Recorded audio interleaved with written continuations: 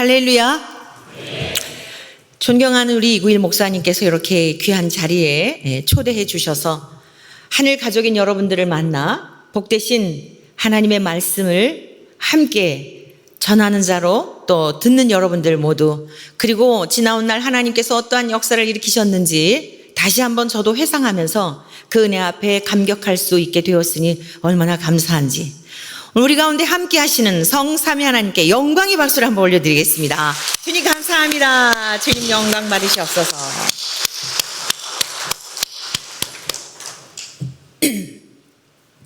여러분, 얼마나 삶이 힘드십니까? 어려우시지요? 많이들 어렵다고 합니다. 여러분들 어려울 때는 어떻게 그러한 일들을 해소하시는지요?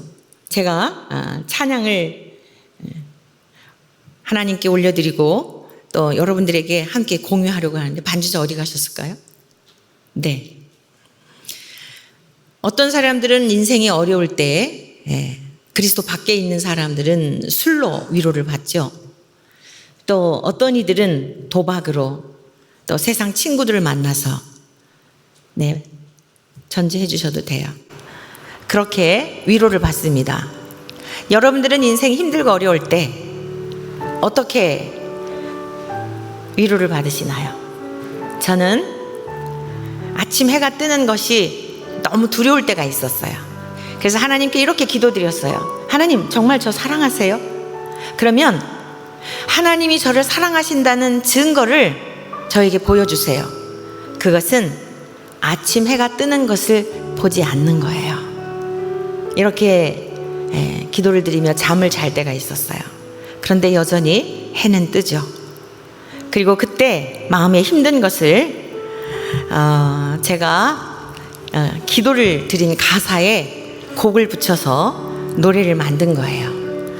기도라고 하는 그런 노래인데, 찬양인데, 가사를 혹시 가사 띄워줄 수 있으면 자막으로 띄워주셔도 좋겠습니다. 네, 그래서 가사를 잘 보시면 좋겠어요. 지금 제가 오늘 설교도 하고 목이 많이 요즘 사용을 해서 갈라졌는데, 가사를 좀 바라보시고 함께 기도하는 마음으로, 그리고 이곳에 임재하신 하나님의 은혜를 함께 갈망하였으면 좋겠습니다.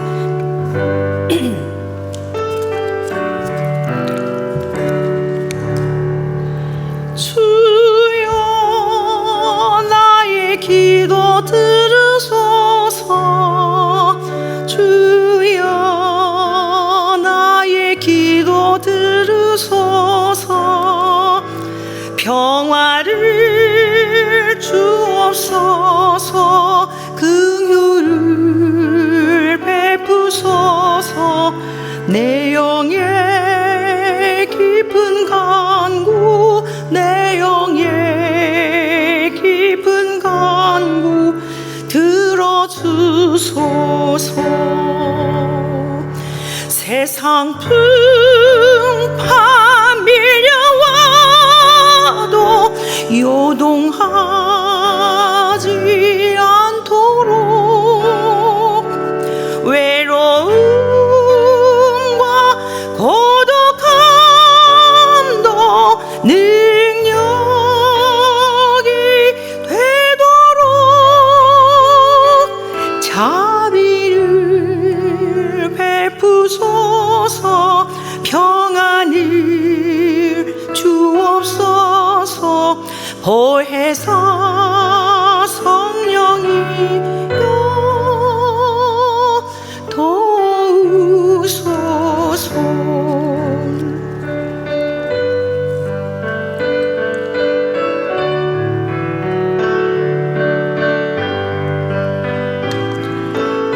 그 언젠가 제가 드렸던 그런 기도처럼 여러분들도, 하나님, 인생 그냥 지금 끝내주시면 안 돼요. 하나님, 너무 버겁습니다. 그런 마음으로 오신 분은 안 계신지요? 하나님은 살아계십니다. 하나님은 살아계십니다. 여러분을 사랑하십니다. 그래서 오늘 이 자리까지 인도해 주셨습니다.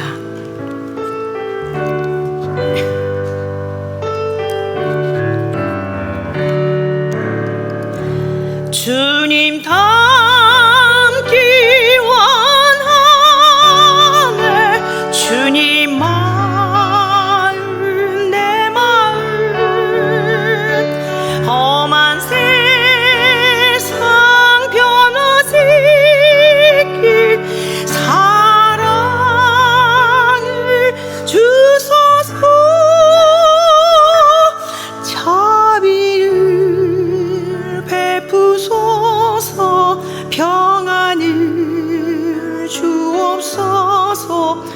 보혜사 성령이여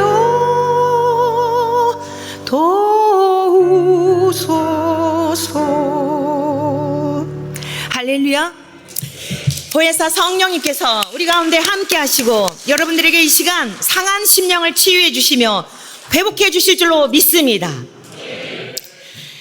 저는 간증보다도 말씀 전하는 것을 좋아하는데 담임 목사님께서 말씀은 내가 전할 테니까 설교는 하지 말고 간증만 하시오. 그래서 순종해야죠. 그리고 또 초대해 주신 분에 대한 예의죠. 그래서 자칫 간증이라고 하는 것이 가강할 수가 있고 또 하나님께만 영광을 돌려야 되는데 저 사람은 뭐 믿음이 좋아 뭐 저 사람은 이래서 그 초점이 사람에게 맞출까 싶어서 이 간증하는 것은 좀 많이 어렵더라고요. 그러나 목사님께서 그렇게 말씀을 또 하시길래 기도하면서 생각해 보았어요. 그렇지, 이건 주님이 하신 일이지 내가 한 일이 아닌데 주님께서 하신 일에 대한 것은 드러내어서 어려움 가운데 있는 믿음의 가족들에게 나를 만나 주셨던 그 하나님을, 동일한 하나님이잖아요. 그분들도 새 힘을 얻고 또 소망 가운데 나그네 인생길을 살도록 그렇게 잘 안내하는 것도 주의 종이 할 일이구나 라는 그런 마음의 생각이 들어서 지나온 삶에 대하여 주님께서 어떻게 역사하셨는지 함께 은혜를 나누고자 합니다. 저는 이 고향이 충남 서천군 마서면 송내리 효실이라는 곳에서 태어났습니다. 중학교 때까지 그곳에서 살았어요. 장로님, 경건한 그런 장로님 또 권사님 부모님의 슬하에서 아주 청교도적인, 어떤 면에서는 굉장히 엄한 이런 신앙 교육을 받으면서 자랐고요. 제 인생의 첫 번째 스승은 저는 어디 가서든지 저희 아버지라고 자랑을 합니다. 왜냐하면 태어나기 전부터 늘상 하나님께 예배 드리는 거, 여러분 뱃속에서부터 찬송을 듣고 자랐고 기도 소리로 자랐고, 그리고 태어나서 학교에 가기 전부터 주기도문을 외우고 사도신경을 외우고 하나님의 말씀을 들으면서 자랐는데, 여러분들도 그런 가정들 많죠? 그리고 제가 우리 서산제일교회 보니까 성경 말씀 암송도 그렇게 시키고 그러시더라고요. 정말 이 시대에 우리 서산제일교회를 크게 들어쓰실 줄 믿습니다. 사실 우리 이구일 목사님 알게 된 것은 몇 해 되었어요. 목사님은 저를 잘 모르시겠지만 우리 이사야 간사님 있죠? 네, 감신에서 제가 영성 수업을 지도할 때 저희 반이었어요.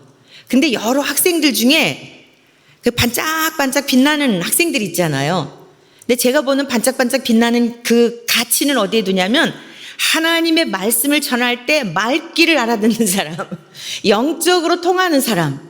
근데 대체적으로 이렇게 신학교 오면은요, 막 여러분들은 신학생이 믿음이 굉장히 좋을 것 같은데 과거에는 그렇게 사명이 투철한 그런 학생들이, 청년들이 신학교에 갔었어요. 근데 요즘은 조금 상황이 달라져서 아무튼 다양한 그런 친구들이 와요. 근데 너무나 제가 가르치는데 그냥 아주 스펀지처럼 흡수가 되고 스며드는 거예요. 그 대화가 되는 거예요. 또 어느 교회 다니냐 그랬더니 서산제일교회를 다닌다고 이구일 목사님을 이야기를 하는데, 이렇게 본질에 충실하시고 성경대로 가르치는 이런 목사님이 계시는구나. 할렐루야. 여러분들은 복 중에 복을 받은 자들인 줄로 믿습니다. 이 시대에요, 가장 귀한 만남의 복은 진리의 말씀을 바르게 가르쳐주는 목회자를 만나는 것이 최고의 복인 걸 믿으시길 축복합니다. 여러분, 나라의 대통령이 잘못 국정을 운영하면 통치 기간 동안에 또 얼마큼 육적인 고통을 받을 수 있어요. 자, 잘못된 스승을 만나면 세상에 사는 동안에 뭔가가 좀 갈등할 수 있어요. 그러나 목회자는 누구입니까? 천국과 지옥의 두 세계 중에 영원한 생명을 얻어 하나님 나라에 이르도록 안내해 주는 분 아니겠습니까? 그래서 우리가 육신의 부모님을 설득할 수는 없지만 여러분들이 이렇게 하나님의 은혜를 입어서 본질에 충실하시고 하나님의 말씀을 말씀대로 가르치시는 그 사실 당연한 건데 이 시대는 그게 희귀한 게 되어졌어요. 그래서 우리 이사야 간사를 보면서 야, 참 너 복된 만남을 가졌다. 귀한 목사님 만났구나. 너 참 복 있는 그런 청년이다. 그리고 제가 칭찬을 했던 기억이 있습니다. 여러분, 귀한 목사님 말씀 주님께로 인도하는 그 말씀을 잘 먹으시고 소화하시고 삶으로 살아내셔서 주님 나라에 무사히 안착하시기를 축복합니다. 저에게 있어서 첫 번째 스승은 아버지셨는데 오직 성경으로 그렇게 저희 자녀들을 가르치셨습니다. 그리고 저의 모든 가치관이나 의식이 이미 어린 시절부터 이게 이제 깨어났더라고요. 하나님의 말씀은 그 놀라운 능력이 있는 줄 믿습니다. 그런데 제가 중학교를 졸업을 했는데요. 아버지가 너는 이제 중학교 나왔으니 됐다. 여자가 공부를 너무 많이 하는 것은 옳지 않느니라 이러면서 학교를 안 보내주시는 거예요. 맨 처음에는 장난인 줄 알았어요. 근데 진짜 아버지가 등록금을 안 주시는 거예요. 1년 동안을 울었어요. 아버지 나 학교 보내줘. 중고등부 아이들 중고등부 예배가 있잖아요. 거기에 예배도 못 가고 교회 밖에서 창문으로 보면서 울면서 나도 교복 입고 학교 가고 싶은데 왜 안 보내주는 거야? 저희 아버지는요 굉장히 올곧으신 분이에요. 그래서 한번 아니라고 하면은 절대 변기하는 일이 없으세요. 아버지에게서 양육을 받았기 때문에 아버지의 성향을 안 거예요. 1년 동안을 조르다가 여기 있어서는 아무것도 안 되겠다. 제게 물음을 가졌어요. 왜 여자가 공부를 하면 안 되지? 라는 물음이었어요. 중학교 졸업하고. 어떻게 하면 아버지의 편견을 깰 수 있지? 라는 이 두 가지를 가지고 서울에 이제 결혼 생활을 하고 있는 둘째 오라버니의 도움을 받아서 이제 서울에 올라와서 서울에서 학교를 다니게 되었어요. 하나님께서 제가 고등학교를 갔던 이유는 뭐냐면 아버지의 편견을 깨기 위한 것이었어요. 내가 보여주리라. 그런데 여러분 어떻게 아버지에게 고등학교 졸업한 거 가지고 뭘 보여주겠어요? 그런데 하나님은요 놀라우신 분이더라고요. 특별 이벤트를 해주셨는데 학교 졸업식장에서 제가 학생 대표로 답사를 읽게 되었어요. 그러니까 집에서 시골에서 자란 아이가 그 많은 사람 앞에서 요즘은 막 졸업식장도 엉망이잖아요. 근데 저희 때만 하더라도 굉장히 엄숙했어요. 많은 사람들이 감동을 받는 그런 졸업식이었어요. 아버지가 그 모습을 보시더니 입이 이렇게 미소를 띠시면서 흐뭇해 하시는 거예요. 저에게 있어서 이 청소년기에 이것이 굉장히 중요한 지도력이 되었어요. 아, 사람을 바꾸는 것은 아무리 말로 울고 때를 써도 안 되는구나. 시간이 걸리지만 보여주니까 바뀌는구나. 그러면서 아주 중요한 청소년기의 교훈을 얻게 되었습니다. 그리고 또 제가 어렸을 때 중학교 1학년 때부터 감사하게도 피아노를 배울 수 있는 기회를 하나님께서 허락해 주셨어요. 저희 큰 오라버니가 서천읍교회 장로교회인데 그곳의 지휘자였어요. 그래서 우리 막내 동생이 5남매, 제가 막내 딸인데 오빠 셋에 언니 하나, 그리고 제가 막내인데 우리 동생이 교회에서 나중에 반주라도 하면 좋겠다 싶어가지고 그때 당시 레슨비 3,000원을 1970년대에 3,000원을 레슨비를 주셔가지고 이제 1시간을 넘어서 아침 6시에 일어나서 음대까지 7시에 가가지고 그때 1시간 피아노 치고 학교로 가서 수업을 받고 이렇게 했는데 항상 피아노 앞에 앉아서 피아노를 치기 전에 드린 기도가 있었어요. 피아노를 치기 전에. 오늘 우리 젊은이들 정말 이 서산제일교회는 우리 대한민국의 희망인 줄 믿습니다. 요즘 청년들이 없다고 그러는데 얼마나 이 청년들이 그냥 보는 것만도 감동이 되고요. 인사들은 또 얼마나 잘하는지. 할렐루야. 자, 우리 청년들을 위해서 한번 격려의 박수 해줄까요? 아유, 정말 이 시대에 여러분들이 희망인 줄 믿습니다. 아멘. 그런데 여러분들이 무엇을 하든지 또 우리 중고등부 또 우리 어린이들 부모님 되신 여러분들은 사실 말보다는 행동으로 보여주는 게 굉장히 중요해요. 제가 왜 그렇게 피아노 앞에서 기도를 하게 되었냐면 저희 부모님께서 무엇을 하시기 전에 항상 기도를 하셨어요. 뭐 기도해라 이런 얘기 하신 게 아니고 항상 외출할 때도 기도하시고 나갔다 들어오셔서도 기도하시고 항상 기도가 이 습관이 되어 있으셔서 당연히 학교 가기 전에 기도하고 학교에 가서 책상 앞에 앉아 기도하고 피아노를 칠 때도 기도하는 줄 안 거예요. 그래서 1시간 거리 아침에 6시에서 7시까지 가서 피아노 앞에 앉아가고 기도를 드리는 거예요. 하나님 아버지, 이 피아노를 배워서 하나님께 영광을 올려드리게 해주세요. 그냥 이 기도예요. 그런데 영광이라는 개념이 무엇인지도 모르고 그렇게 기도를 드렸어요. 자, 서울에 올라와서 이제 오빠 집에 더부살이를 하는데 무슨 피아노를 또 그럴 수 있었겠어요. 그런데 하나님께서 또 좋은 선생님을, 무상으로 저를 피아노를 가르쳐 줄 수 있는 그런 언니를, 믿음 좋은 언니를 만나서 서울에서도 피아노를 배우게 되었어요. 고등학교는 이제 아버지의 편견을 깨는 게 목적이었으니까 대학 갈 상상하지도 못하고, 그리고 이제 저를 가르쳐 준 선생님이 입시 전문 학원에, 피아노 학원에 강사로 소개를 해줘서 피아노를 이제 가르치고 있었어요. 지금부터 여러분들이 정신을 바짝 차리고 잘 따라오셔야 돼요. 제 인생에 아주 싫어하는 것 3가지가 있어요. 첫 번째가 뭐냐면 시골에서 사는 것, 두 번째는 목사의 아내가 되는 것, 세 번째는 거리에 나가서 전도하는 것. 이것을 아주 시골에 사는 건 죽음으로 생각을 했고, 목사의 아내가 되는 것은 있을 수 없는 일이었고, 거리에 나가서 천박하게 전도하고 다니는 건 이건 내 인생에 이건 어울리지 않는 거라고 생각을 했어요. 자, 거기까지. 첫 번째, 고등학교 졸업하고 학원에서 피아노를 가르치는데 어느 날 갑자기 시골이 가고 싶은 거예요. 제가 왜 시골을 싫어했느냐면요, 어린 시절 이 오라버니들하고 나이 차가 많다 보니까 큰 오라버니하고는 16살 차이, 둘째 오라버니 12살 차이, 7살, 5살 이러다 보니까 거의 외톨이처럼 자랐어요. 동네에 제 또래 남자아이들이 11명이었고 저 여자 혼자였어요. 하나님의 섭리가 너무 놀랍더라고요. 여러분, 성직 사회가 거의 남성들이잖아요. 그러니까 어려서부터 그렇게 하나님이 훈련해 주신 거예요. 구슬치기, 딱지치기, 자치기. 이거 지금 공감하시는 분들 계시죠? 남자애들 11명이니까요, 울어서라도 다 뺏었어요. 그냥 막 저한테 잘 보이려고 막 다 주고, 울면 알았어 다 주고. 자, 그런데 외롭잖아요. 같은 친구가 없으니까. 학교 오갈 때, 이럴 때도 외롭고.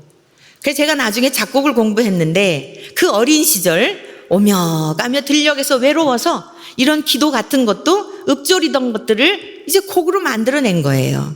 어린 시절 그런 그 외로움을 너무 일찍 느꼈던 그런 것이 지나놓고 나니까 하나님의 은혜요 섭리인 줄로 믿습니다.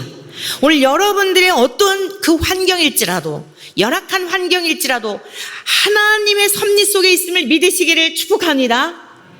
그래서 이렇게 이제 피아노를 가르치고 있는데 그 시골에 가서 3일을 살지 못하는 저였는데 갑자기 가고 싶은데 절제가 안 되는 거예요. 아이들을 가르칠 수가 없는 거예요. 진정이 안 돼요. 이상하다. 그땐 전화가 없었죠.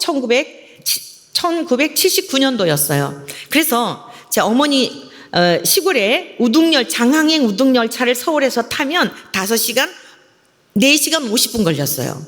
그래서 이제 장항에서 내려가지고 저희 동네까지 들어가는데 어느 날 중년 신사가 저를 보더니, 어느 날이 아니죠, 그날이죠. 저를 보더니 혹시 저 박 선생 아니요? 박 장로님 댁 막내딸 아니시오? 그러는 거예요. 그래서 그런데요, 누구세요? 그랬더니 반갑소, 환영하오. 나 이 송내교회에 새로 부임해온 임상선 목사라하오. 그러시는 거예요.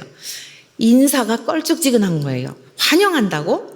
그러면서 이제 집에를 갔는데 어머니가 저를 보시더니 깜짝 놀라시면서 얘야, 너 어찌게 알고 왔니? 그러시는 거예요.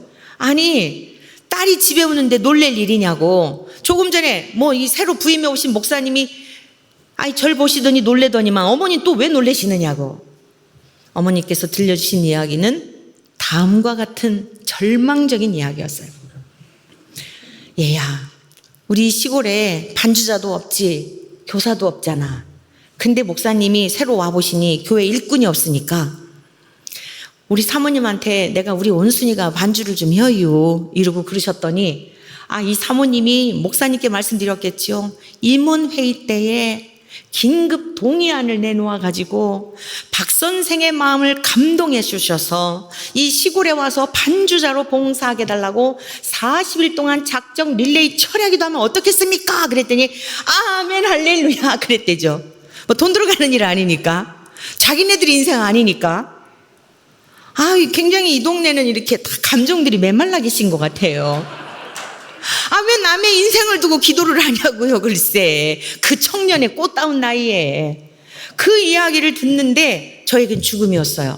제일 싫어하는 게 뭐라고요? 시골에 사는 거. 너무 외로웠어요.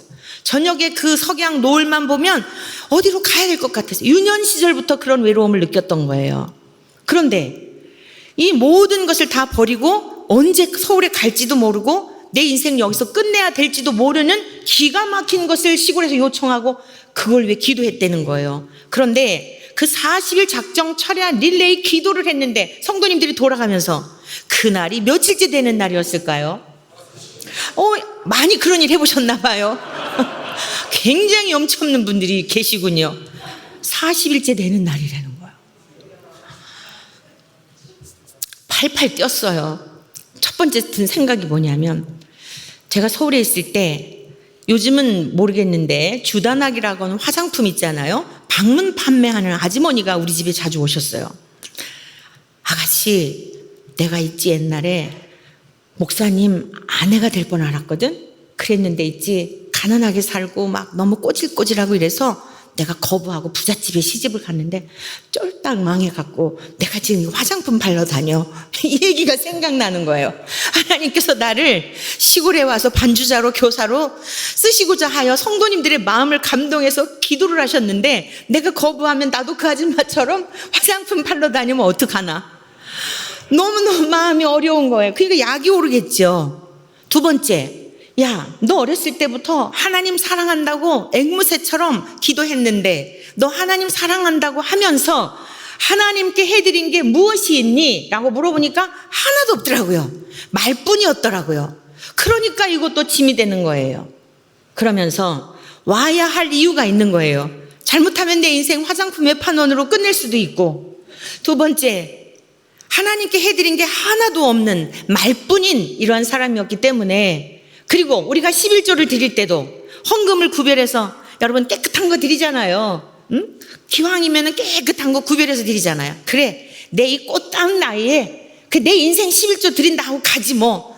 이러고서는 결심을 했는데, 그리고서는 이제 하룻밤을 자고 토요일날 올라오려고 하는데 너무너무 약이 오른 거예요. 입이 이만큼 대빨 나왔죠. 저희 어머니한테 이랬어요. 엄마, 내가 올 것 같아? 기대하지도 마라. 이러고서는 큰 소리를 치는데 저희 어머니가 난들 뭐 너를 오라고 하고 싶겠어. 근데 주께서 쓰시겠다고 하면 어쩌? 이러시는 거예요. 나중에 보니까 주님이 하신 말씀이죠. 낙이 쓰시고자 할 때 주인에게 가서 주께서 쓰시겠다 하라. 아무튼 기대하지도 마라. 이러고서는 오는데 속에서 막 부양이 나가지고 열차를 탔는데요. 장항선 이제 서울행을 타고 오는데 4시간 50분 동안을 막 하염없이 눈물이 나는 거예요. 나는 왜 예수 믿는 집에 태어나가지고, 내가 어렸을 때 보면은 안 믿는 집안에 애들은 막 주일날 재미나게 모여서 막 놀고 신나던데 나는 막 교회 한 번만 빠졌다가는 죽는 날이고, 그것도 모자라서 내 이 꽃다운 나이에 시골에 와가지고 진짜 나는 왜 이런 집안에 태어난 거야. 막 약이 오르니까요 눈물이 펑펑 쏟는데, 여러분 그거 아세요? 약이 올라서 울잖아요. 그럼 눈이 밤탱이가 돼요. 경험해 보셨어요? 근데요, 주님 앞에 감격스러워서 울잖아요. 그러면 얼굴이 해같이 빛나요. 할렐루야. 눈도 반짝반짝해요. 약 올라서 우니까요, 서울역에 도착했는데 거울을 보니까 이건 부끄러워서 나갈 수가 없어요. 요즘처럼 마스크 쓰고 다닐 때도 아니었잖아요. 그리고 일주일 동안을 다 정리했어요. 다니던 교회, 학원에 친구들 다 만나서 나 이제 시골 내려간다 하는데 한 사람도 믿는 사람이 없는, 그래 잘 갔다 와. 저는 제 인생 다 바친 거였거든요. 그리고서는 이제 열차에다 딱 일주일 후에 토요일 날 그 기차를 타고 선반 있죠. 짐을 올려놓고 자리에 앉으려는 순간 밑에서 뭐가 확 올라오는 거예요.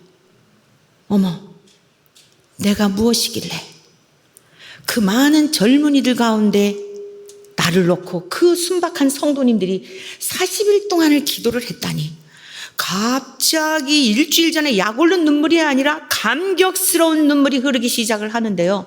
창밖을 바라보는데 세상이 갑자기 아름다운 세상이 된 거예요. 할렐루야. 오늘 여러분들에게 이러한 역사적인 밤이 되시기를 축복합니다. 오순절 마가다락방에 모였던 초대교회에 주님의 사도들을 비롯한 예수님의 어머니와 형제들과 여러분 120명의 문도들이 모여서 기도했을 때 호련히, 이거는요 어떤 수치를 계산할 수 없는 그 시점을 말하는 거예요. 눈 깜짝할 사이라고 하는 것도 적절한 표현이 아니에요. 정말 순식간에 불 같은 것이 보여지고 바람 같은 소리가 들려지고 말이 터지게 되고, 오순절 마가다락방에 있었던 사건이잖아요. 저는 그 기차를 타고 가면서 그걸 경험한 거예요. 바람이 불면서 나무들이 막 그 춤을 추는데 대합창을 하는 것 같고, 새들이 날아가는데 이 좋은 단어들을 이 단들이 다 이 도둑질해 갔죠. 정말 신천지, 이게 신천지구나. 새하늘과 새 땅의 그 감격이 눈물이 흐르기 시작하는데요. 외로움은 어디로 가고, 어린 시절에는 굴뚝에서 그 연기가 나는 거 그것만 보아도 우울했는데 시골에 갔는데 전혀 외롭지가 않은 거예요. 성경이 읽기만 하면은 졸렸는데 낮에 아이들 학교 갔다 돌아올 동안 이제 갔다 오면 피아노를 가르치는 거예요. 그 아이들이 없는 사이에 성경을 보는데 성경이 너무 재밌는 거예요. 저녁에는 어머니를 따라서 기도를 하고 천국 생활을 했어요. 목사님께서 말씀하시기를 박 선생 언제라도 괜찮으니 후계자만 양성해 놓으면 올라가시오 이랬거든요. 또 한편으로는 서울로 가고 싶은 생각이 있으니까 어느 녀석이 은감이 뛰어난가 하고 이걸 보니까요 중학교 1학년짜리가 아주 은감이 뛰어나더라고요.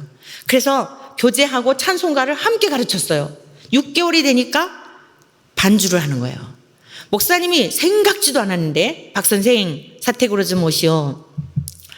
이제 됐으니 서울로 올라가시오. 여러분, 저는 그때 이 하나님의 말씀에 대한 절대적인 권위를 제 전 인격적으로, 전 존재적으로 말씀에 대한 권위를 올려드리게 되었어요. 창세기 22장의 말씀이 그냥 믿어지더라고요. 하나님께서 아브라함에게 내 아들 독자 이삭을 바치라 명하셨잖아요.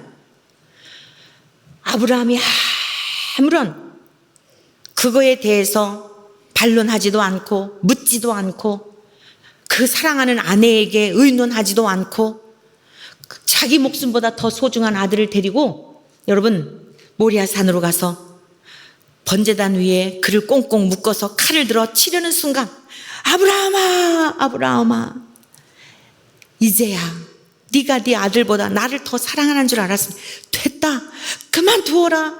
내가 나를 위하여 친히 예비한 그 양으로 제사를 드리도록 하시잖아요. 하나님이 제 중심만 보신 거였더라고요.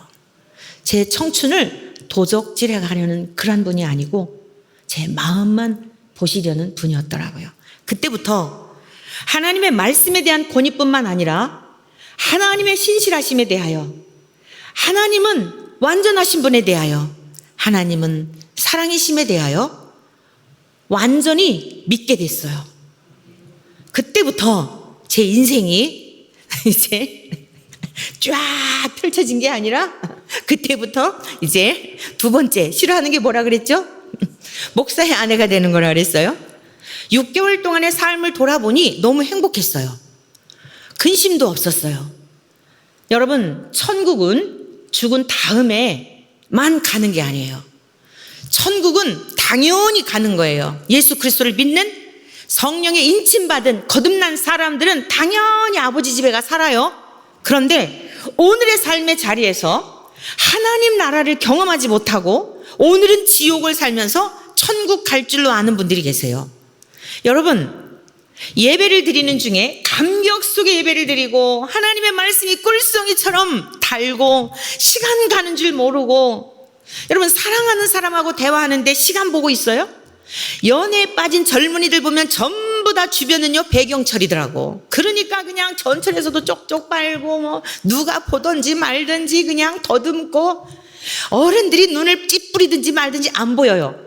그 젊은이들에게는 다 배경철이에요. 그 사람밖에 안 보이는 거예요. 정말 여러분들이 하나님을 사랑하십니까? 모든 것이 정말 배경철이십니까?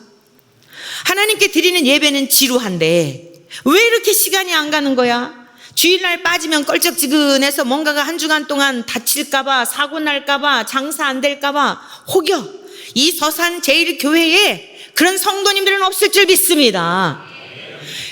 예배를 드리는 것은 하나님의 사랑에 빠져서 엿새 동안 그리웠다가 더 보고 싶어서 엿새 동안을 참을 수 없어 수요 예배도 나오고 그것도 참을 수 없어 매일 새벽 기도를 드리는 거예요. 믿으십니까? 복 달라고 교회 예배 오는 게 아니고 이미 주신 복 때문에 세상 만물의 주가 되시는 하나님이 내 아버지라는 사실이 너무 감격스러워서 그래서 하나님 앞에 나와 예배 드리는 거예요. 기쁠 수가, 여러분 그렇게 기쁠 수가 없죠. 이게 그리스도인들의 삶이 되어야 하는 거예요.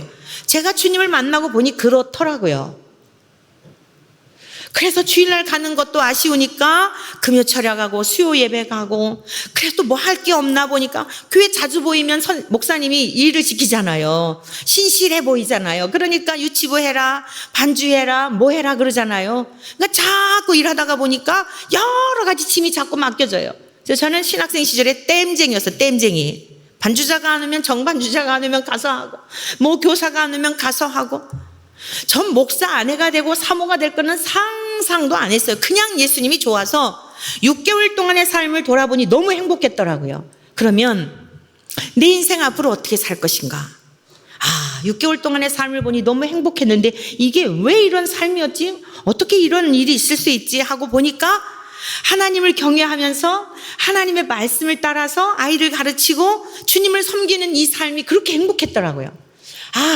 내가 오지도 갈 수 있겠다. 제가요 서울에 올라와가지고 그때 당시에요 마더 테레사가 아주 세계적으로 대단했었어요. 근데 어린 제 나이에 청소년기에 무슨 생각을 했냐면 아니 우리 개신교회는 왜 이런 여성이 없는 거야? 이런 생각을 좀 했었어요. 나는 복음과 함께 빵을 주는 사람이 돼야지. 캐톨릭 수녀하고는 달라요. 우리 기독교는. 있습니까? 복음과 함께 인본주의가 아니라 하나님을 중심한 이런 여성이 되어야지 막 이래가지고 인도 세미나도 가고 나도 캘커타에 가서 살 수 있겠다 막 이러면서 이랬는데 그 꿈이 다시 살아나더라고요. 그러려면 신학교를 가야지. 신학교를 가려니까 또 집에서 반대를 하는 거예요. 중학교 졸업하고 고등학교도 안 보냈는데 신학교를 가라고 하시겠어요? 아버지도 반대하고 오라버니도. 그럼 차라리 공부를 할 거면 음악을 해라. 여자가 무슨 신학교를 가느냐. 제 마음속에 담대함을 주셨어요. 제가 가야 할 길이라고 하는 확신을 하나님께서 주셨으니 이것이 하나님께로부터 말미암은 것이면 앞으로 책임져 줄 것입니다. 그런데 지금 제가 등록금이 없지 않습니까? 제가 야간을 갈 테니 돈을 벌어가지고 학비를 낼 테니 첫 학기만 등록금을 대주시오. 이렇게 합의를 한 거예요. 그래서 마침 공부할 수 있는 기회를 얻어가지고 이제 학교를 가게 되었어요. 주경야독. 낮에는 피아노 학원에서 열심히 아이들을 가르치고 저녁이 되면은 수업을 하고 우리 감신 그 다락방이라고 하는 곳이 있는데요. 학교가 끝나면은 그 다락방 4층에 올라가가지고 그때 당시에는 그 통행금지가 있었어요. 그저 혼자 그 다락방에 올라가가지고요. 누가 시키지도 않는데 그냥 기도를 했어요. 얼마나 무서운지 하나님께 기도 제목이 이거였어요. 하나님 너무 무서우니까 기도 동역자 한 사람만 붙여주세요. 이랬는데 졸업할 때까지 혼자 기도하게 하셨어요. 하도 무서워서요. 기도하려고 막 여러분 그 서대문구 냉천동에 10월 달부터 11월 되면 스산해가지고요. 얼마나 음산한지 몰라요. 지금은 뭐 굉장히 많이 달라졌는데요. 그런데 그 막 4층에 다락방에 거기 혼자 다들 가고 얼마나 무섭겠어요. 그래서 어느 날은 너무 무서워갖고 저희 지도해주는 김철순 교수님이라는 교수님이 계셨는데 여쭤봤어요. 교수님 기도하다가 무서우면 어떡하죠? 그랬더니 그러면 그만해. 눈 떠. 그러시는 거예요. 근데 그건 아닌 것 같더라고요. 끝까지 씨름하면서 그렇게 3년 6개월 동안을 기도를 했는데 1학년 2학기 때 복학생들이 대여섯 명이 복학을 했어요. 근데 어느 한 신학생이 키도 한 184 굉장히 건장하게 생긴 청년인데 안녕하십니까 김기섭입니다 이러는데 순간적으로 세 가지가 스쳐갔어요. 저 사람은 어딘가 병이 있는 사람 같아. 저 사람은 성격이 이러이러할 것 같아. 그냥 호련히 순간적으로 생각할 겨를도 없이 안녕하십니까 아무개입니다 하는데 질병이 있는 것 같고 성격이 이럴 것 같고 그 다음에 이렇게 일출 있잖아요. 해가 이렇게 떠오르는 모습이 이렇게 그냥 느껴지는 거예요. 그건 제 인생에 관한 것이었어요. 이상하다. 저 사람하고 나하고 무슨 상관이 있다고 이런 생각을 무당 점쟁이도 아니고 막 이러면서 너무 혼란스러웠는데 그 주간에 이 신학생한테서 전화가 왔어요.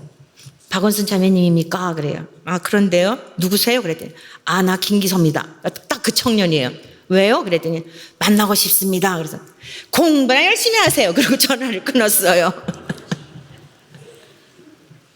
그때부터 3년 6개월 동안 저를 놓고 기도를 했대요. 박원순을 아내로 주시면 방랑적인 기질이 많은데 주님 가신 그 길을 따라가겠으니 주님 박원순을 아내로 주십시오. 제가요 굉장히 교만했어요. 목사의 아내가 되는 거 얽히면 안 되잖아요. 그러니까 신학생들을 사람으로도 생각을 안 하고 쳐다도 안 보고 다녔어요. 괜히 얽힐까 봐. 그러니 뭐 차 한 잔 마셨겠어요? 졸업할 때가 되니까 이제 저를 보면은 막 이렇게 어쩔 줄 몰라 하고 그 소나기에 나오는 그 소년처럼 막 그런 게 느껴지잖아요. 더 도도한 척. 여러분들이 지금 굉장히 저에 대해서 잘 모르실 것 같은데 제가 한 인물 했었거든요. 네. 그럼 믿거나 말거나. 그런데다가 제가 생머리에다가 제가 그치 전지현이랑 내 같은 시대였으면 얘는 나 못 따라왔어요. 그런데다가 막 체프 시간에 그 환상적이잖아요. 생머리에다가 체프 시간에 반주를 하고 그리고 막 도도한 척 이러고 다니고 그럼 괜히 막 잡아보고 싶은 게 있잖아요. 정말 마음이 싫었어요. 그런데 졸업할 때쯤 되니까 적극적으로 이제 이 청년이 나중에 친한 친구를 통해서 알게 됐는데 저를 보쌈해 가려고 그랬는데 그 친구가 말렸대요. 그러지는 말아라. 그러면서 이제 적극적으로 저에게 청혼을 했어요. 그 무렵에 좋은 혼처들이 있었어요. 정말 육적으로는 부유하게 살 수 있는 그런 장로님 집안에 하여간 인간적으로는 그러니까 우리 집에서는 야 네가 시골에 가서 6개월 동안 반주를 하니까 하나님께서 믿음도 좋은 집안에 다 갖춰져 있는 집안에 이런 집안에서 혼처가 났으니 여기가 네가 갈 길인 것 같다. 여기로 결혼을 해라. 그런데 저는 하나님이 주신 사람은 그게 아닌 것 같은 거예요. 기도를 해봐야겠더라고요. 제가 제일 못하는 것 중에 하나가 뭐냐면 금식을 잘 못해요. 84년도 1월 1일 날 84년도 1월 1일부터 3일 동안 기도원에 가서 기도를 했어요. 하나님 저에게 주실 남편이 누군가요? 비몽사몽간에 그 전도사가요 하얀 옷을 입고 머리를 단정하게 자르고 땀을 뻘뻘 흘리면서 기도를 하는 모습이 이렇게 비춰지는 거예요. 그리고 제가 시골 갈 때 진짜 가고 싶지 않은데 막 약 올라서 울면서 갔다 그랬잖아요. 똑같은 마음이 드는 거예요. 이 사람이 하나님이 주신 사람이라는 이 마음이 드는데 정말 가고 싶지 않은데 1차 경험했잖아요. 죽는 것처럼 죽을 각오를 하고 망할 것 각오를 하고 갔는데 거기서 주님을 만났잖아요. 사랑하는 성도 여러분, 사람들은 자기가 좋아하는 일을 통해 하나님을 만나기도 해요. 근데 저의 경우는 순종을 통해서 하나님을 경험한 거예요. 계속 그렇게 이끌어 오셨어요. 한 번의 불순종이 두 번이 되고 두 번의 불순종이 하나님에게서 멀어질까에 대한 조바심이 있는 거죠. 기도원에서 내려와서 집에서 이 전도사하고 결혼하겠습니다. 그랬더니 저희 아버지께서 누군데? 아무개입니다. 같이 학교에서 공부했습니다. 고향은 어디래? 모릅니다. 형제는 어떻대? 모릅니다. 부모는 생존에 계시대? 모릅니다. 너는 무엇을 알고 그 사람하고 결혼한다는 거야? 이러면서 아주 또 말리셨어요. 근데 1차적으로 저 청소년기에 못 말리는 사건이 있었잖아요. 1월 1일 날 3일 동안 기도하고 하나님이 주신 사람이라는 확신을 가지고 2월 20일 졸업을 하고 3월 1일 결혼을 했어요. 이게 제가 살아온 삶이에요. 시골도 일주일 만에 다 그 청춘 버리고 갔다 그랬잖아요. 장희동에 있는 하나님의 특별한 은혜로 기성교회, 자립교회에 담임으로, 그 교회 섬기던 담임 목사님이 돌아가시면서 담임으로 섬기게 되었어요. 그런데 결혼하기 전에 5차례의 수술 병력이 있었더라고요. 그리고 여러분, 그 가수 신해철 씨가 위천공으로 유명을 달리한 거 아시죠? 위천공이 있어가지고 결혼한 다 신혼에 3분의 1을 잘라냈어요. 결혼을 했는데 계속 약을 밥 먹듯 하는 거예요. 식사만 하고 나면 늘 소화가 안 되고, 나중에 보니까 그게 이제 위천공이 돼서 3분의 1을 잘라냈어요. 굉장히 건장했어요. 그 외모도 장동건 그런 스타일이에요. 이 이목구비도 그러하고.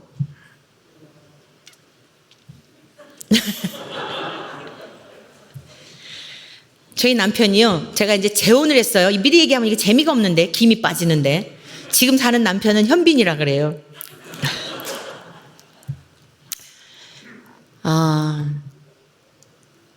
14년 동안 결혼 생활을 하는데 10년 동안을 투병 생활을 했어요. 그러니까 5차례 수술 병력이 있었던 데다가 체격이 건장하다 보니까 군에서 하체 근육을 세운다고 막 그 무거운 거 아령이라 그러나요? 그걸 다리로 들다가 허리를 다쳤대요.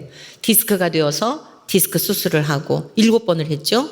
그러던 중에 92년도에 악성 뇌종양이 발병이 되었어요.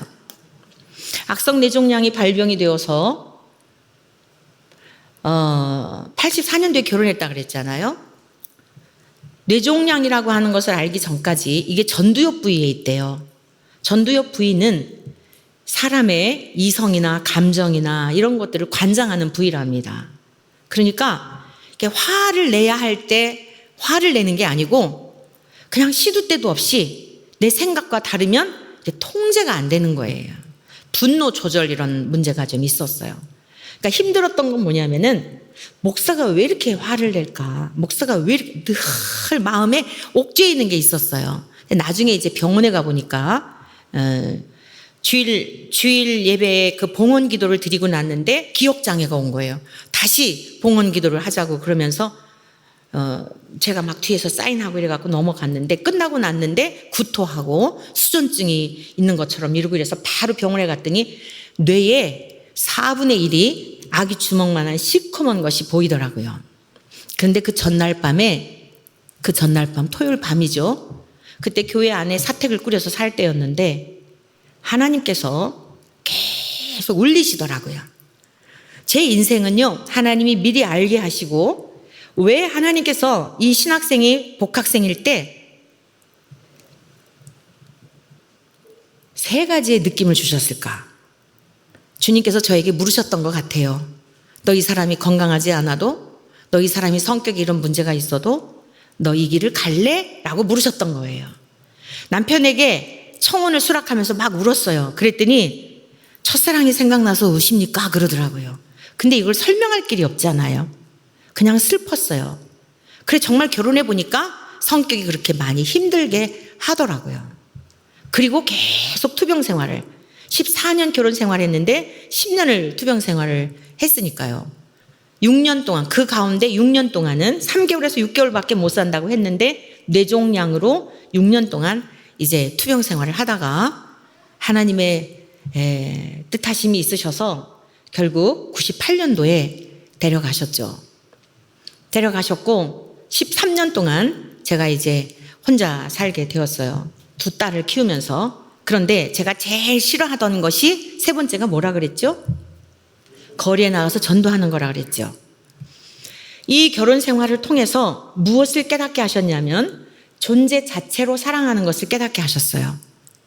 뇌종양으로 인해서 수술을 해가지고 4년 동안은 수술하지 않고 약물 처방 없이 하나님 은혜로 사역도 하고 이랬는데 다시 재발이 되어서 96년도에 수술을 했어요. 정신지체 1급, 신체장애 1급. 그래서 정말 너댓살 아기와 같은 그런 상태였어요. 옛날에 건장하고 잘생기고 이런 모습 다 여러분 헛되고 헛되며 헛되고 헛되니 모든 것이 헛된 걸 믿으십니까? 아무리 멋있어도요 질병 앞에 장사가 없어요. 세월 앞에 장사가 없는 거예요. 그런데 하나님께서 제 마음속에 존재 자체로 사랑하는 마음을 부어주셨어요. 이렇게 기도드렸어요. 하나님, 차라리 저 사람 대신 저를 데려가시면 안 될까요? 고쳐 쓰시면 안 되나요? 많은 훌륭한 목사님들이 죽음의 병에서 다시 하나님의 은혜로 말미암아 회생하여 귀하게 쓰임받은 일들을 많이 보았는데 하나님, 그렇게 하시면 안 되나요? 아니면 제가 제일 힘든 일 할 테니까 살려주세요. 그래서 제가 전철에 나가서 전도를 하게 되었어요. 96년도 11월부터 제일 힘들 때가 언제였냐면 병상에 이렇게 그러니까 단순한 일만 하는 거예요. 먹는 일, 이렇게 그냥 화장실 가고 이러는 거, 이런 정도만 하는 거예요. 제가 전도하러 나갈 때 마음이 어떨 것 같으세요? 한편으로는 살려달라고 기도를 하고 제일 싫은 것 할 테니 그러면서 나가지만 한편으로는 무슨 마음이 있었을까요? 하나님께서 언제라도 데려가실지 모르는데 곁에서 밥이라도 따뜻한 밥이라도 차려줘야 하는 것 아닐까라는 두 가지 마음이 너무너무 힘들었어요. 그래서 아까 제가 서두에 기도라는 노래를 만든 배경에 대한 거 얘기했잖아요. 하나님, 저 정말 사랑하세요. 정말 해 좀 안 보게 해주세요. 밤이 그렇게 좋았어요. 남편을 두고 메모를 해놓고 나가요. 전도하고 올 테니 식탁에 차려놓은 식사하세요. 천근만근이에요, 갈 때. 여러분, 그런 날 전철에 나가서요, 사람들에게 비난을 받고 모욕을 당하잖아요. 그게 오히려 시원하더라고요. 얼마나 내 인생이 비천하다고 느껴지는지. 어느 날이었어요. 전철에서 전도하는 어느 날. 남편은 뇌수술하고 지체장애로 집에 있는데 어느 날 전철에서 이제 여러분들 이렇게 통로라고 생각해 보세요. 마주 앉아 있잖아요. 전 중앙에 서서 딱 설교하는 거예요. 전철에서 이렇게 전도지 주고 다니는 게 아니고 거기서 설교하는 거예요. 할렐루야. 산에 계신 여러분 모두에게 이 세상 우리 모두를 창조하신 하나님께로부터 은혜와 사랑과 평강이 넘쳐나시기를 축복합니다. 이렇게 시작을 해요. 그럼 사람들이 다 쳐다봐요. 그리고 위아래를 쳐다봐요. 생기기는 멀쩡하게 생겼는데 그때는 40대였거든요. 30대죠. 30대. 제가 40살에 혼자가 됐으니까요. 30대 때. 지금은 제가 64세예요. 어머, 놀라지 않아요? 네, 이제 할머니예요. 30대에 그 젊음 자체가 곱지 않아요. 그리고 기왕 전도하는 거니까 깨끗하게 차려입고 가면 사람들이 이렇게 쳐다봐요. 생기기는 멀쩡한 것 같은데 이상한 눈빛으로 보는 거예요. 어느 날이었어요. 아주 남루하게 입고 험상궂게 생긴 건장한 한 40 이쪽 저쪽 된 남자가 손을 들어서 저를 때리려고 하더라고요. 저는 이런 사람 보면 더 강하거든요. 어리석은 자는 큰 마음에 이르기를 하나님이 없다 하나 이러한 인생들은 하나님의 심판과 진노를 피할 줄 명심하십시오. 막 이렇게 하거든요. 옆에 있는 사람은 이러고 있고 기가 질려가지고요 손을 내리더라고요. 그럴 때는요 이제 다음 칸으로 전도를 하러 이제 가잖아요. 그럴 때는 아래 똥배에다가 딱 힘을 주고 어깨도 딱 펴고 하이힐을 신고 다녔거든요. 더 도도하게 하고 가야 되는 거예요. 할렐루야. 왜 이렇게 이 동네 썰렁하지? 여러분, 우리가 하나님의 복음을 맡은 자는요 이 세상에서 가장 존귀한 일인 것을 믿으시길 축복합니다. 이 세상에 생명을 살리는 사람들을 다 귀하게 여기잖아요. 법관들, 의사들, 사자 들어가는 분들이 전부 사람과 연관된 직업이에요. 여러분, 우리들이요 예수 그리스도의 생명을 간직한 자들이에요. 믿습니까?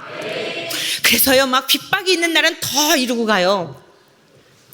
그런데 얼마쯤 이렇게 지나가는데 어느 할머니가 의정부에서 인천행이었어요. 그러니까 아마 의정부 그쪽에 사시는 어르신이었던 것 같아요. 얼굴이 검게 그을르신 분이었는데 그 어떤 무사내가 손을 들어서 저를 때리려고 했던 그 모습을 다 보신 거예요. 그리고 이제 말씀 전하고 가는데 자리에서 일어나시더니 제 손을 꼭 잡으시면서 지금도 그 눈빛을 잊을 수가 없어요. 아무 말씀도 안 하셨어요. 그윽한 눈으로 저를 보시는 거였어요. 그리고는 저는 다음 칸으로 갔어요. 다음 칸으로 인천까지 갔다가 다시 창동에 와서 전철에서 딱 내렸는데 어머, 주님을 만났었네. 주님이셨네. 그 할머니 속에 아마 노 권사님이셨을 거예요. 그 속에 계신 주님이 사랑하는 딸아, 무사 내에게 모욕을 당했느냐? 여러분, 주님은 하늘 보좌에만 계시지 않아요. 여러분들 안에 거룩하신 성령님으로 계세요.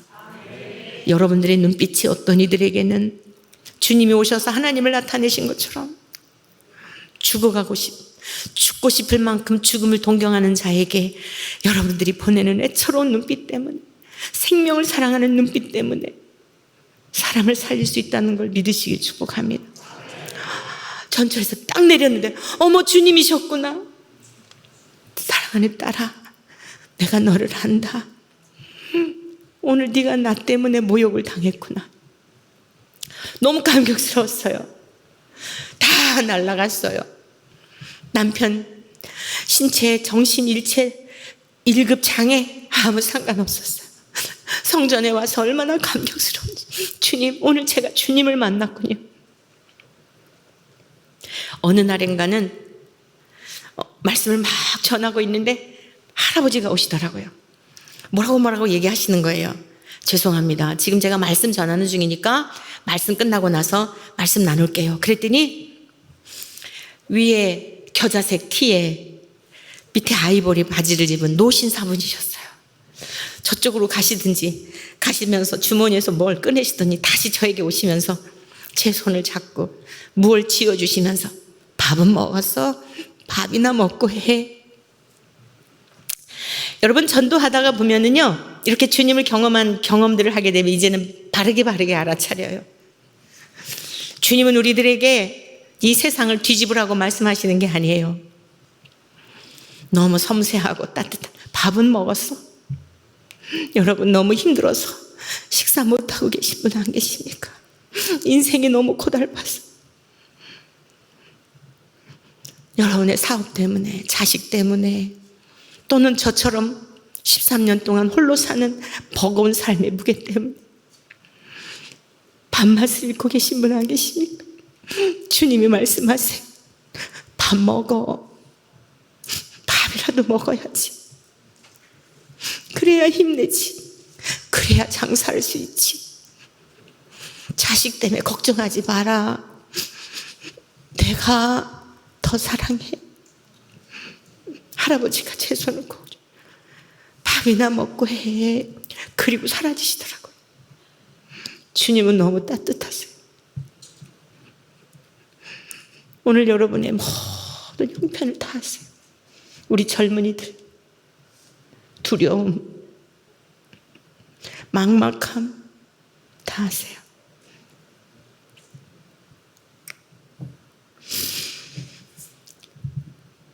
재미있는 일도 있었어요. 어느 날인가는 어떤 아저씨가, 부부가 앉으셨더라고요. 할렐루야 이러고 막 말씀 전하는데, 아, 저 미친년 아니야? 그러시더라고요. 큰 소리로.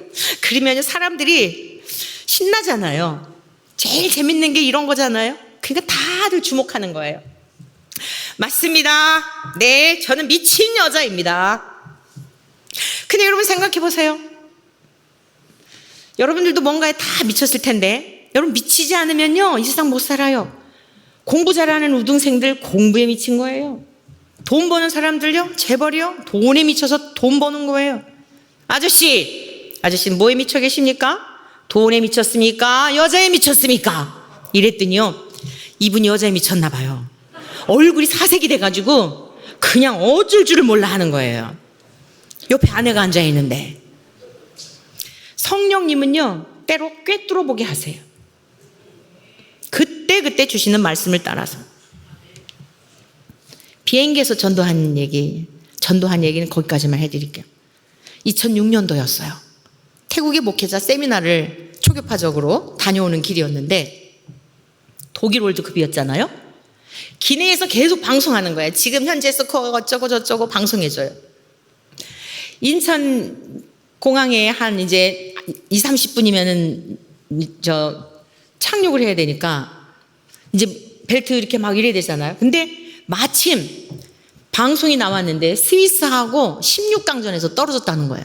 그러니까 이 승객들이 다들 이렇게 이러고 그냥 기분이 나빠고 이러고 있는 거예요. 그런데 갑자기 성령님이 야, 이때야말로 복음을 전해야 될 거 아니냐 이러시는 거예요.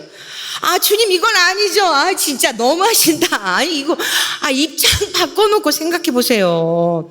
아니 전철 전도할 때 듣기 싫으면 땅칸으로 가도 되고 내려도 되지만 여기 비행기에서 사람들 뛰어내릴 수도 없고, 아니 주님 진짜 이거 너무하시는 거죠. 여기서 어떻게 설쳐? 아, 진짜 그건 아니에요. 여러분, 이런 상황이 되면요, 침묵은 흐르고, 이 침묵이 정말 죽음이에요. 그 침묵은 뭔지 아세요? 네가 알아서 해라. 이게 괴로운 거예요. 우리 성도님들이 뭐 주일날 어째서 못 와요? 그러면 저는 꼭 이러거든요. 믿음대로 하세요. 그럼 그렇게 하지 말아주세요. 여러분, 믿음대로 하시길 바랍니다. 주의를 꼭 지켜야 한다는 것도 여러분의 믿음이에요. 그 믿음을 확정 지어 놓으면요, 딴 사람들이 여러분 주의를 범하지 못하게 하는 거예요. 이것도 좋고 저것도 좋으니까, 그러니까 그냥 다들 옆에서들 알아가지고 꼭 그 주간에 가면은 엄청 은혜 받을 텐데, 명심하세요. 여러분들 귀한 예배 시간에, 기도회 시간에 가기 싫을 때 있죠. 역공하시기를 축복합니다. 엄청난 은혜가 준비되어 있는 거예요. 그 자리를 도적질하려고 어떻게 해서든지 못 가게 하는 거예요. 그래서 예배를 목숨 내놓고 사수하시기를 바랍니다. 그런데 이렇게 침묵이 흐르니까요, 너무 고통스러운 거예요. 왜냐? 지금까지 한 번의 순종을 붙들고 왔는데 내가 여기서 불순종하게 되면 이거 2번이 되고 3번이 되고, 이거 내 인생 이건 아니지 막. 짧은 그 분초를 다투는 시간이 얼마나 길게 느껴지는지. 왜냐하면 조금 있으면 인천 이제 거기 도착하면 앉으라 그러고 이거 안전벨트 매라 그러고 기회가 가버리잖아요. 그래갖고 막 너무너무 이제 고민이 되는데, 그 옆에 이제 일본 선교사님이 계셨어요. 그래갖고 거울을 보고서 이제 좀 이러고서는 선교사님 잠깐만 일어나세요. 나 좀 나가. 그랬더니 왜요? 그러더라고.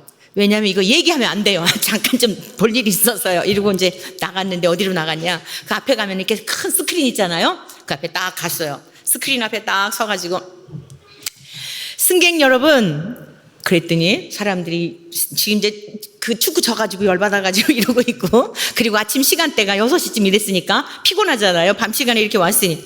그런데 승객 여러분, 이러니까 뭐야? 이런 표정들인 거예요. 제가 조금 전에 기내 창밖을 보니까요, 너무 화창하더라고요. 여러분의 인생길에 이 바깥 날씨처럼 화창한, 정말 맑고 아름다운 여러분의 인생길이 되기를 축복합니다. 이랬어요. 그랬더니 이제 한두 사람이 이렇게 무슨 소리 하려고 이러는 거야? 하고선 관심들이 보이는 거예요. 자, 여러분, 제가 이 자리에 왜 나왔냐면요, 조금 전에 기내 방송 다 들으셨죠? 우리 태극 전사들이 16강에서 패했다는 소식을 들으니까 기내 방송을 듣고 여러분들이, 제가 저 뒤에 앉아 있었는데요, 뒤에서 보니까 어깨들이 처지시고 너무 낙심이 되셔서 위로해 드리려고 왔습니다. 근데 한번 생각해 보세요. 여러분들 한번 생각해 봐요. 아니, 우리 태극 전사들이 뭐 금메달을 땄다 그래서 여러분들에게 용돈을 드립니까? 뭐 커피 한 잔을 사줍니까? 근데 우리는 지금 밤새우면서 이기라고 응원을 하고 이랬잖아요. 왜 그렇죠? 우리의 동족이라는 이유 때문에. 그런데 말이에요, 우리 모든 인생들도요, 거대한 운동 경기장에서 운동한다는 사실을 아십니까? 우리가 운동 선수라는 사실을 아세요? 지금 제가 기대해서 설교하는 내용이에요. 자, 그러면은 운동 경기장에서 우리가 운동을 하는데, 거대한 이 세상에서 운동을 하는데요, 앞서가신 선조들이요, 낙심하지 마라, 잘 이겨라, 승리해라 하고 우리들이 태극전사를 응원한 것처럼 한 동족이라는 이유 때문에도 그랬는데, 앞서가신 선조들이요, 여러분들 인생을 그렇게 지금 격려하고 있다고요. 그런데 이 운동하려면 두 가지를 기억해야 돼요. 첫째, 법대로 경기를 해야 돼요. 두 번째, 감독의 말을 잘 들어야 돼요. 성경에 나오는 말씀이죠. 자, 그러면요, 우리가 이 세상에서 성공적인 삶, 정말 행복한 삶, 만족한 삶, 이런 삶을 살려면 법대로 경기를 하고 감독의 말을 들어야 되는데, 무슨 법을 지켜야 될까요? 그것은요, 하나님의 말씀의 법대로 살아야 됩니다. 지금까지 다들 일어나가지고 열심히 듣고 있어서 저 사람이 무슨 얘기 하려나? 이게 전략이에요. 여러분, 지금 특징이 있었을 텐데, 여기까지 어떤 특징이 있었죠? 하나님 요거 얘기 나오기 전까지 하나님 얘기, 예수님 얘기, 성경 얘기 일치 안 했죠. 그러니까 다 들은 거예요. 사람들은 하나님, 예수님, 성경 이런 거 싫어하거든요. 잔뜩 호기심을 불러일으키고 다 계산을 하는 거야. 성령님께서 지혜를 주신 거죠.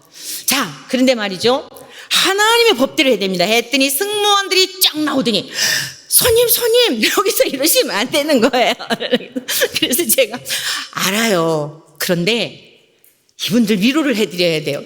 아, 그래도 안 돼요. 알겠습니다. 들어가겠습니다. 이거 다 시간 계산해 갔거든요. 자, 여러분, 제자리로 들어가면서, 여러분, 하나님의 말씀의 법은 어려운 게 아닙니다. 하나님을 사랑하고 이웃을 사랑하라는 거예요. 여러분, 인생의 감독은 누구냐면은 예수 그리스도십니다. 예수 그리스도는 4대 성자 중에 한 분이 아니에요. 하나님과 똑같은 분이 이 땅에 오셨던 것입니다. 우리의 죄를 위해 십자가에 죽으시고 죽은 자 가운데서 살아나셨어요. 살아나신 예수님을 여러분이 믿을 때에 하나님의 자녀가 되고 이 힘들고 어려운 인생을 넉넉히 이기며 살아가는 것입니다. 그러므로 여러분, 하나님의 말씀의 법대로 살아가시고 하나님을 사랑하시고 그 사랑으로 이웃을 사랑하시고 우리를 위해 죽으신 예수님을 믿어서 여러분, 영원한 천국에서 우리 모두 만나 같이 삽시다. 안녕히 돌아가세요. 할렐루야. 그리고 제자리에 딱 앉았어요. 여러분은 이렇게 질문하고 싶을 거예요. 전철에서 전도를 하고 심지어 비행기에서까지 그렇게 설교를 하고 그랬는데 어떤 열매가 있습니까? 라는 질문을 하고 싶을 거예요. 그런데 소돔과 고모라 땅에 의인 몇 명이 없었죠? 10명이 없었죠. 에레미야 5장에서는 이스라엘 백성들이 왜 바벨론의 포로로 70년 동안 그 치욕스러운 삶을 살았는지 아십니까? 에레미야 선지자를 통해 하나님 말씀하셨어요. 정의와 진리를 구하여 찾는 한 사람이 있으면 이 예루살렘 성을 용서해 주시겠다 그랬어요. 여러분, 왜 수많은 영혼들이 죽어가는데 심지어 여러분의 가족들 중에도 지금 이 때가요 얼마나 임박한지 몰라요. 지금 2020년도에 코로나가 발생이 됐는데 사실 2020년도에 엄청난 일을 저는 2018년도에 알게 하셨어요. 2018년도에 우리 딸하고 성경 공부를 하는 중에 2020년도에 제 생명이, 저는 그때 죽을 줄 알았어요. 2020년도에 하나님의 마음에 감동을 주셨어요. 그래서 제가 가는 곳마다 천안 갈릴리 교회에서도 집회를 할 때 거기서도 논산제일에서도 가는 곳마다 이 이야기를 했어요. 주님께 제가 부탁드렸어요. 조금만 보류해 두세요. 이건 아니죠, 주님. 저는 그게 전쟁인 줄 알았어요. 2020년도에 전쟁이 일어날 것에 대한 그런 마음이었어요.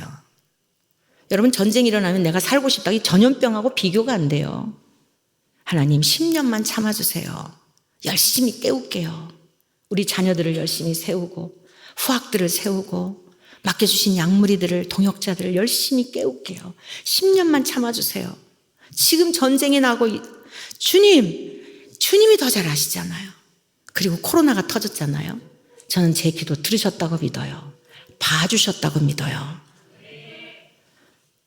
주님 10년 보류해 두시면 그 또 깨어난 사람들이 또 다시 그 다음 세대를 이어갈 거 아니겠어요. 저는 확신해요. 많은 살아온 삶의 흔적 속에 미리 알게 하시고 준비하게 하시고, 제 돌아가신 김 목사님 뇌종양 발병되기 전날 그렇게 꺼이꺼이 울리시더라고요. 근데 막상 병원에 가니까 뇌종양이라고 하니까 담담하더라고요. 이렇게 그래서 미리 준비하게 하셨구나. 항상 준비하게 하셨어요. 여러분, 그렇게 이 시대에 오랜 세상이 계속될 그런 거 아니에요. 여러분, 한 영혼에 관심을 가지시기를 축복합니다. 제 지금 이야기 간증을 했는데 여러분은 어느 초점을 맞추셨어요? 하나님과 나와의 관계 속에서의 경험이었어요. 고난 속에서 내가 여기 있다라고 하는 이 말씀을 여러분들에게 오늘 제목을 삼았는데요. 남편이 돌아가신 김 목사님이 수술을 하고 운전을 어떻게 합니까? 어느 세미나 때 마지막 프로그램이 뭐였냐면은 남편이 아내를 데려오는 시간이었어요. 아무개 이름을 부르는 거예요. 이름을 부르는데 제가 기대하고 있더라고요. 아니, 신체장애 1급 5살 이런 아이의 지금 수준을 가지고 있는 남편을 기대하고 있더라고요. 여러분, 그 처절함을 아세요? 그 비참함을 아십니까?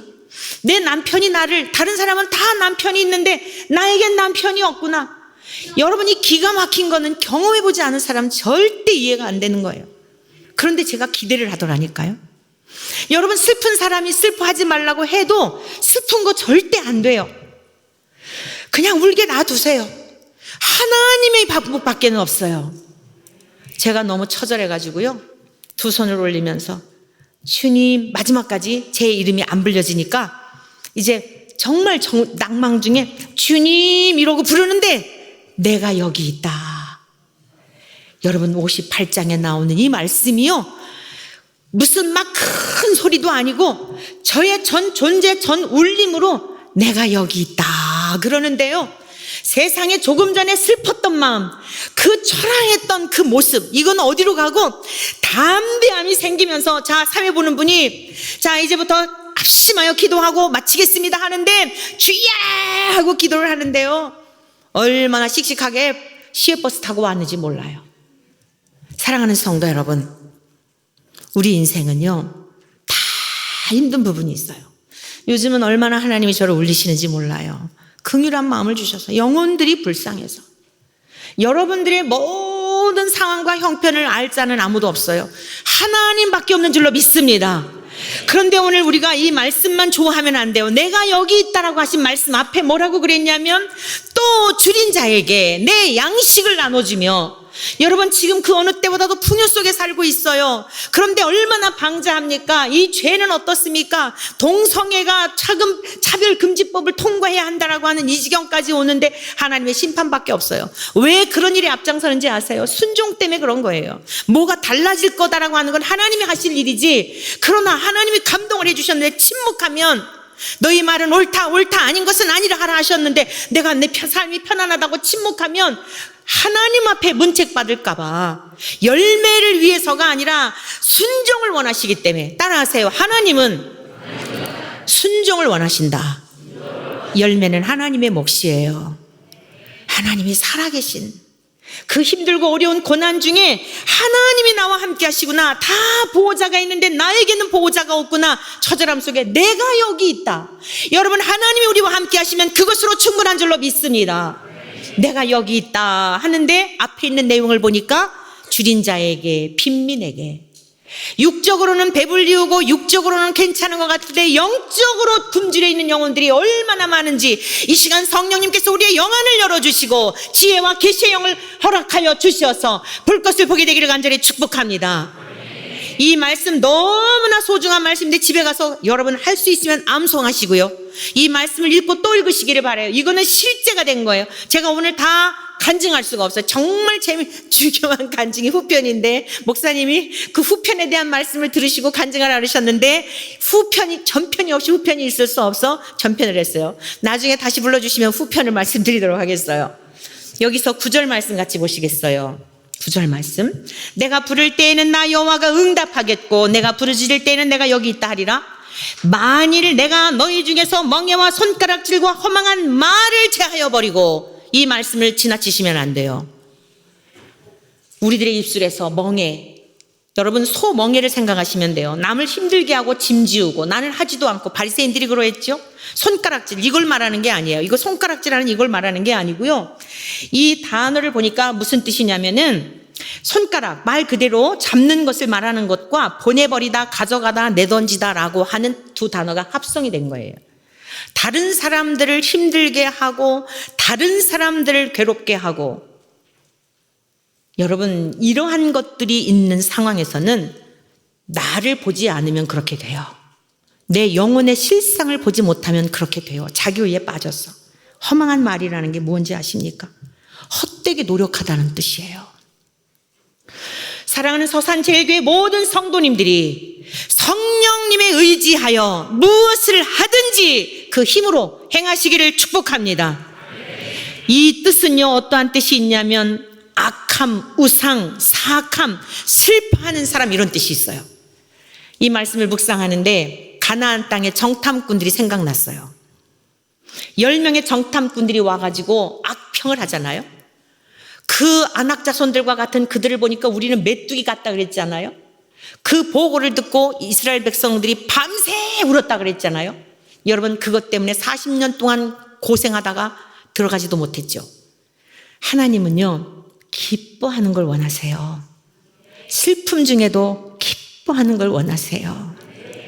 정말 울면서도요, 밥을 먹으면서도요. 여러분 혼자 울면서 밥을 먹는 분들 의외로 많아요. 저도 많이 그런 시간을 보내봤어요. 근데 주님이 업고 계신 거 아세요? 안고 계신 거 아세요? 제 이야기가 아니에요. 이사야 46장에 야곱아, 네가 태중에 나올 때부터 내가 받았어. 내가 너를 업어 키웠어. 오늘 서산제일교회 모든 성도님들이 이 믿음을 가지시기를 축복합니다. 허망한 말을 제하시기를 축복합니다. 자기 연민에 빠져서 슬퍼하고 하면은요, 마귀가 너무 좋아하는 거예요. 아담이 에덴 동산에서 쫓겨났다는 게 무슨 뜻인지 아세요? 에덴이란 기쁨이란 뜻이잖아요. 기쁨을 상실한 존재가 되었다는 뜻이에요. 그래서 도박에 빠지고 중독에 빠지고 쾌락에 빠지고 그러는 거예요. 우리 하나님은 기쁨의 원천이신 줄로 믿습니다. 사랑하는 성도 여러분, 오늘 이 말씀 집에 가셔서 깊이 묵상하시고, 이 말씀은 실제가 돼요. 제가 경험하고 있어요. 13년 동안 혼자 살다가 정말 제가 생각한 것보다, 계획한 것보다 훨씬 좋은 배우자를, 동역자를 만나게 해주셔서 사역을 함께 감당하고 있는데, 재혼하는 것도 첫 번째 제가 설교할 때 은혜 받는 사람, 두 번째 룻과 보아스와 같은 만남, 세 번째 합력하여 주님을 더 잘 섬기기 위한 목적을 가지고. 그런데요, 다 들어주셨고요, 생각한 것보다, 계획한 것보다 살면서 지금 11년 됐어요. 살아갈수록 감격하지 않을 수가 없어요. 어디서 이런 사람을 이렇게 준비해 놓으셨다 주셨을까? 내 젊은 날 슬픔의 눈물을 다 벗겨주시고. 그 돌아가신 목사님은 저의 두 번째 스승이었고요, 아버지 첫 번째 스승. 그 남편을 통해서 또 많이 훈련을 한 거예요. 주님만 바라보는 훈련을 한 거예요. 어느 것 하나 버릴 게 없어요. 누군가 저에게 물어요. 목사님 앞에서도 물어요.